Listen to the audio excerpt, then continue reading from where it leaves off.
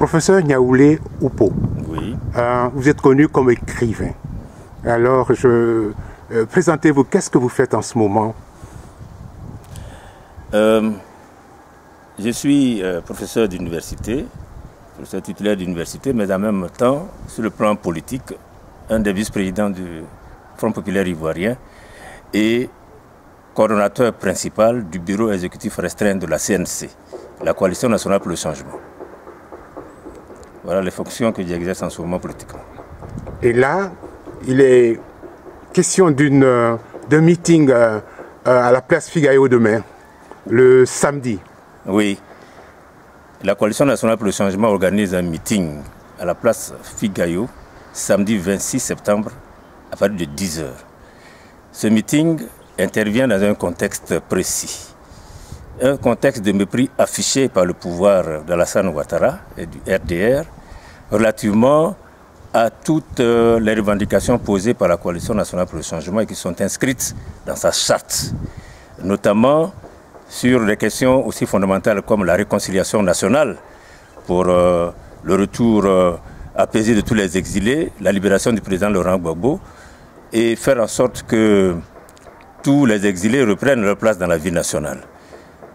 Il y a aussi toutes les conditions liées à l'organisation même des élections. Le listing électoral, le code électoral, la CEI qui organise justement ces élections, tous ces instruments d'organisation des élections en Côte d'Ivoire n'ont pas été mis en place dans un consensus national.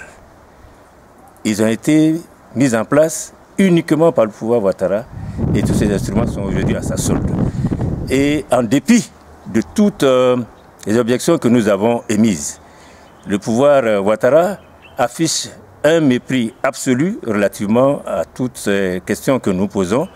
Et ce mépris intervient dans un contexte où, le 10 septembre dernier, nous avons assisté à une validation d'une candidature, de sa candidature, une candidature validée de façon dérivée. Ce qui a soulevé des marches et beaucoup d'arrestations. Justement, validé justement de façon dérivée sur la base d'arguties mathématico-juridiques tout à fait incompréhensibles. Et cela n'honore pas naturellement la Côte d'Ivoire. Ce contexte-là nous invite justement à organiser une marche pour expliquer la position de la Coalition nationale pour le changement et indiquer que cette coalition n'est pas du tout disposée à aller aux élections dans n'importe quelle condition. Il nous faut absolument avoir un consensus sur toutes les questions importantes liées à l'organisation de ces élections et faire en sorte que justement celui qui aura effectivement gagné le gagne de façon propre dans des conditions d'élections justes et transparentes. Voilà ce qui motive la Coalition nationale pour le changement et c'est pour cela que nous organisons ce meeting ce samedi 26 septembre, à la suite d'autres meetings d'ailleurs qui ont déjà été organisés, samedi 20 juin à Yopougon, place Figayo, et puis après à la place Inch'Allah le samedi 27 juin. Et nous sommes allés également faire des meetings à l'intérieur du pays, San Pedro, Mans, etc., j'en passe. Et ce meeting a la particularité d'intervenir à un moment critique. Ce moment critique, quel est-il ? Est-ce que, oui ou non, le peuple ivoirien est disposé à laisser le pouvoir Ouattara passer en force, en piétinant tous les textes, en piétinant la Constitution? C'est cela que nous ne voulons pas. La CNC n'entend pas que la Côte d'Ivoire soit banalisée dans une démocratie bananière, mais un pays qui respecte sa Constitution, ses textes fondamentaux, et qui doit faire en sorte qu'il puisse figurer demain dans le firmament des nations démocratiques sur le plan mondial. C'est cela qui nous motive. Mais écoutez, professeur, oui. Dans la CNC, oui. On a l'impression qu'il y a comme une cacophonie, puisqu'on en a des personnes qui sont prêtes à aller aux élections, et puis d'autres qui, eux, estiment que toutes les conditions doivent être réunies.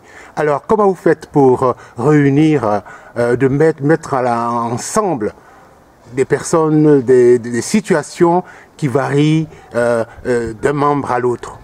Écoutez, la cacophonie n'est qu'apparente, parce que tout le monde sait aujourd'hui que les conditions pour des élections justes et transparentes ne sont pas réunies en Côte d'Ivoire.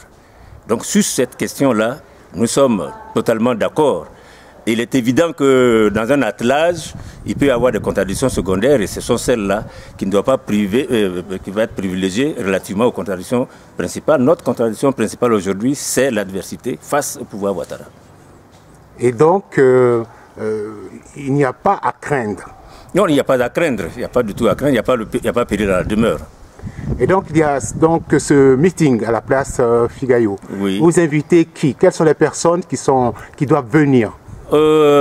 Cet appel va s'adresser principalement à l'ensemble du peuple de Côte d'Ivoire, à tous les démocrates épris de paix et qui souhaitent que notre pays ne retombe pas dans une crise électorale plus grave que celle que nous avons déjà vécue. C'est donc l'ensemble du peuple ivoirien que nous convions à ce meeting pour exprimer haut et fort notre désapprobation de la façon dont le pouvoir Ouattara dirige ce pays et qu'il faut que nous allions résolument à la paix et que les dispositions qui sont prises en ce moment pour forcer le passage vers le pouvoir d'État, ce ne sont pas des dispositions qui soient susceptibles d'amener la paix dans notre pays. Donc nous appelons en priorité le peuple de Côte d'Ivoire, l'ensemble du peuple de Côte d'Ivoire, principalement les démocrates et toutes les personnes qui vivent en Côte d'Ivoire et qui souhaitent que ce pays ne flambe pas à nouveau. C'est à l'ensemble de toutes ces forces-là que nous faisons appel à la place Figayo pour le samedi 26 septembre à partir de 10 h. Professeur, une dernière question. Oui. Avez-vous une idée de la façon dont la communauté internationale réagit en ce moment par rapport à la situation ivoirienne? Oui, la communauté internationale, comme vous me le dites là, nous l'avons également invité à cette rencontre pour être témoin de ce que nous allons dire. Nous avons invité beaucoup de chancelleries, notamment celles qui ont le droit de veto à l'ONU. Nous avons invité la représentante spéciale de l'ONU en Côte d'Ivoire. Nous avons invité les représentants spéciaux de l'UA, l'Union africaine et la CEDEAO à cette manifestation. Les courriers sont déjà partis. Voici le monde que nous attendons, des invités de marque, pour que cette communauté soit témoin du fait que nous ne sommes pas du tout d'accord au niveau de la CNC pour que le passage en force qui se dessine là par le pouvoir Ouattara se réalise, sinon ce pays risque de s'embraser à nouveau. Merci.